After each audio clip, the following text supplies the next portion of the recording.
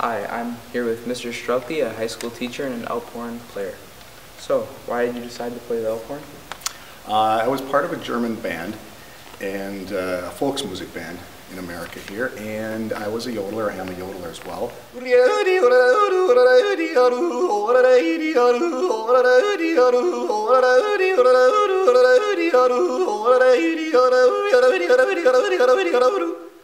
How's that for you?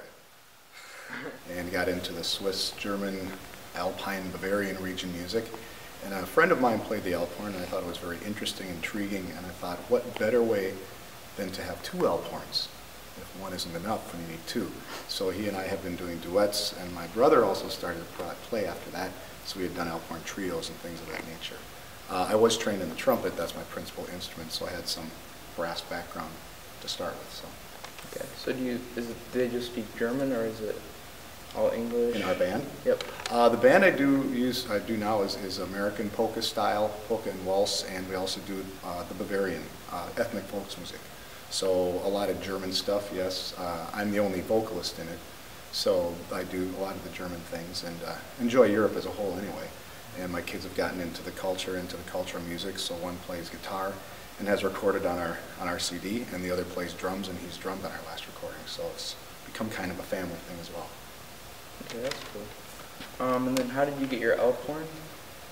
My first Alphorn was made in the United States. It was a fiberglass Alphorn. It was a 3-section and made in Rhode Island, I believe, at that time. Very heavy instrument.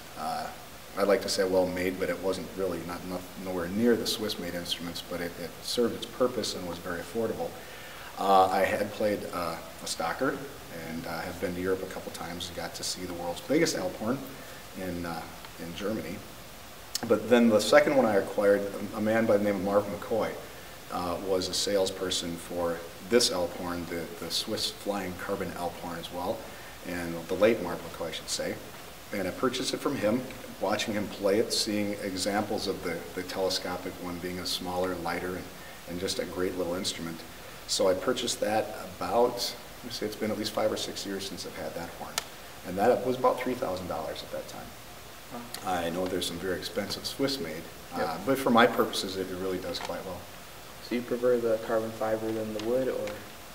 Oh, if I could afford a wood, I would prefer to play a wood instrument.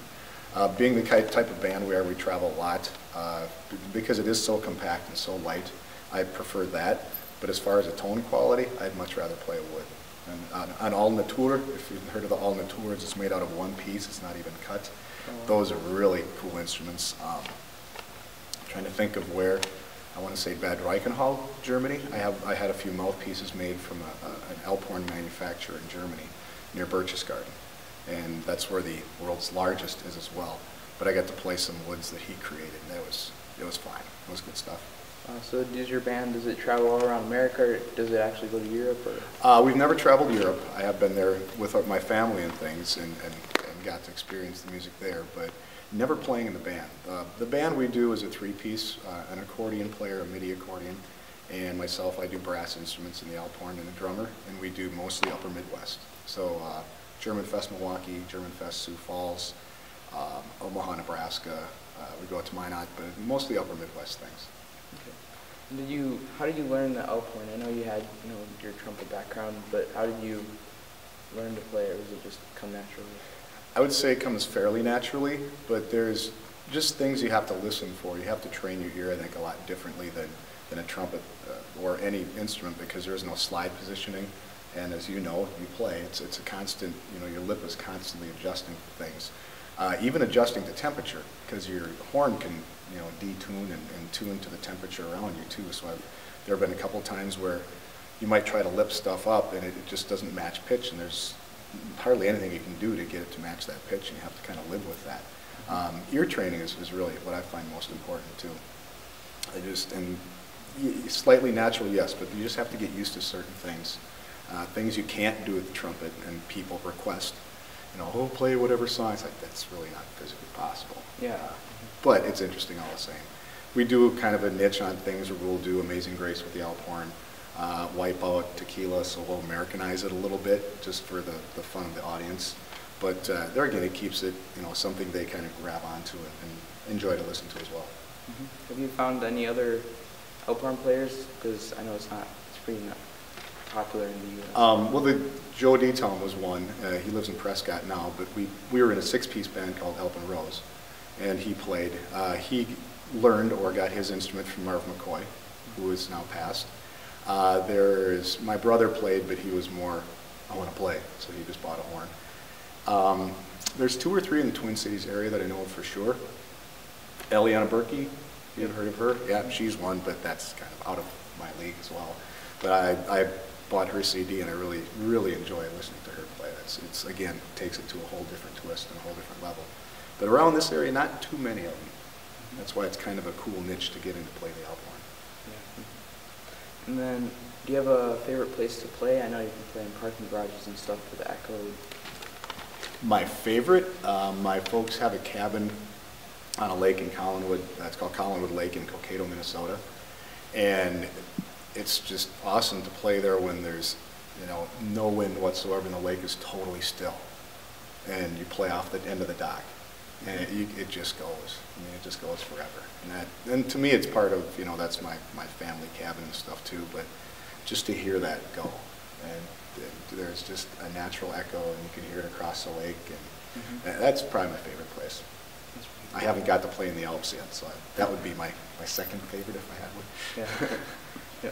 And do you enjoy playing the more traditional songs, or do you just like improvising? Or how do you... I really enjoy playing the traditional, especially in a more than one setting. I mean, if I could have more than one Alphorn or player, it was just a treat to play duets. And then when my brother had the third horn to that, to play trios, it's just a stitch, because you get to hear the overtones that are created.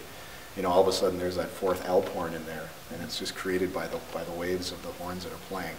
I think the traditional is more fun for me than anything, but again, it's hard to do that because there are so few players around here to actually perform with. There are traditional polkas and things too, but it's still, through what we do, gets kind of Americanized. But I'd say the traditional is by far my favorite to play. That's cool. Do you have anything else that you want to add, or? Well, I'm just amazed the fact that there's a young person like you that is interested in it, and obviously because of your schooling, got interested in the Alphorn, but take advantage of that. It's a niche. It's something that not many people will appreciate, but when you find the certain few that do, really latch onto them. We perform at a German restaurant in St. Paul called the Glockenspiel, and they constantly request, no matter how many times they've heard it, they like it because it's just something that's so different and so ethnic and deep in their roots and tradition that they want to hear it again. So for you, young man, hold on to that and keep playing. Okay, thank you. You're welcome. Have a great rest of the year. All right, you too.